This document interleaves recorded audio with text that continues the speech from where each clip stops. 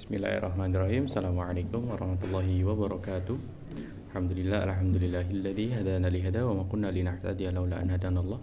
Asyhadu an la ilaha illallah wa asyhadu anna Muhammadan abduhu wa rasuluh. La nabiyya ba'da wa la rasula ba'da, amma ba'd. Baik, di sini saya akan sedikit menjelaskan tentang sinopsis dari buku yang berjudul Metodologi Studi Islam. Di sini pengarangnya adalah Profesor Dr. Haji Abudin Nata MA dengan penerbit PT Raja Grafindo Persada pada tahun 2004 di kota Jakarta. Yang pertama ada kebutuhan manusia terhadap agama. Apa sih itu agama? Yang pertama, secara etimologi menurut Harun Nasution dalam masyarakat Indonesia, selain kata agama terdapat kata din dari bahasa Arab dan religion dari bahasa Eropa. Ia juga mengatakan agama berasal dari bahasa Sanskerta yang tersusun dari dua kata, yaitu a yang berarti tidak dan gam yang berarti pergi. Jadi agama memiliki arti tidak pergi atau tetap. Kemudian agama menurut terminologi. Menurut Elizabeth Nottingham mengemukakan bahwa agama adalah gejala yang terdapat di hampir seluruh tempat, sehingga dapat membantu usaha kita untuk membuat abstraksi ilmiah. Sedangkan menurut Durkheim, agama adalah pantulan dari solidaritas sosial. Bab selanjutnya adalah berbagai pendekatan dalam memahami agama. Yang pertama, pendekatan teologis normatif, yaitu memahami agama menggunakan kerangka ilmu ketuhanan. Yang kedua adalah pendekatan antropologi, dengan memahami agama dengan melihat praktek keagamaan di masyarakat. Kemudian yang ketiga adalah pendekatan sosiologis atau pendekatan sosiologis yang memahami ilmu sosial sebagai alat untuk memahami agama. Kemudian yang keempat adalah pendekatan filosofis, yaitu memahami ilmu filsafat untuk memahami hakikat dan hikmah agama. Yang kelima ada pendekatan historis, memahami sejarah agama untuk memahami sikap agama terhadap budaya setempat. Yang keenam ada pendekatan kebudayaan, dengan memahami ajaran agama, dengan memahami sikap agama terhadap budaya setempat. Yang tujuh atau yang terakhir yaitu dengan pendekatan psikologi, memahami agama dengan memahami peran dan pengaruh agama terhadap jiwa manusia.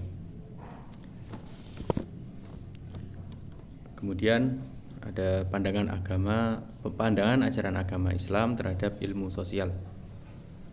Jadi ajaran agama Islam sangat memperhatikan keseimbangan antara kehidupan dunia dan akhirat, dan juga keseimbangan ibadah dan muamalah dalam dunia modern. Kita mengetahui bahwa manusia telah berhasil membangun peradaban yang maju. Tapi di waktu yang sama kita mengetahui bahwa manusia telah menjadi tawanan dari hasil ciptaan Tuhan sendiri. Tak jarang kemajuan ilmu, pengetahuan, dan teknologi yang diciptakan oleh manusia malah menjatuhkan martabat manusia itu sendiri. Dengan demikian manusia membutuhkan ilmu pengetahuan sosial yang mampu membebaskan manusia dari penyembahan atau tawanan dari hasil ciptaan mereka sendiri. Ilmu pengetahuan sosial yang dimaksud adalah ilmu pengetahuan sosial yang dikali dari ilmu agama, tentunya yang bersumber dari Al-Quran dan As-Sunnah. Kemudian bab yang selanjutnya adalah metodologi pemahaman Islam. Yang pertama ada kegunaan metodologi. Jadi kegunaan metodologi di sini yaitu penguasaan metode yang tepat bertujuan agar seseorang dapat mengembangkan ilmu yang dimilikinya. Dalam artian tidak hanya menjadi konsumen ilmu, tetapi juga menjadi produsen. Kemudian poin yang kedua adalah metode memahami Islam.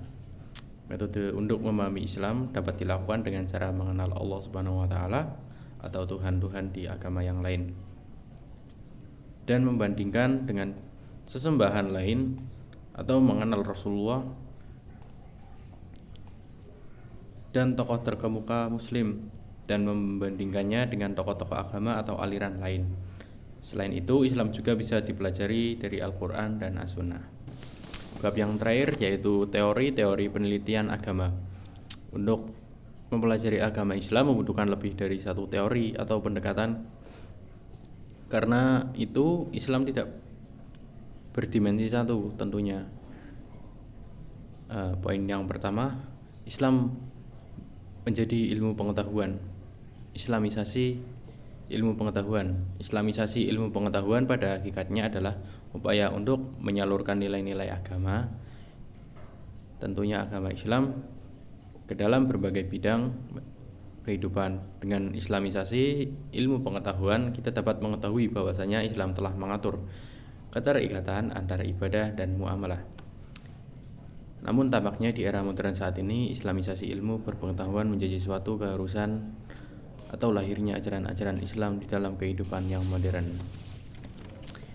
Mungkin seperti itu sinopsis dari buku yang saya kutip.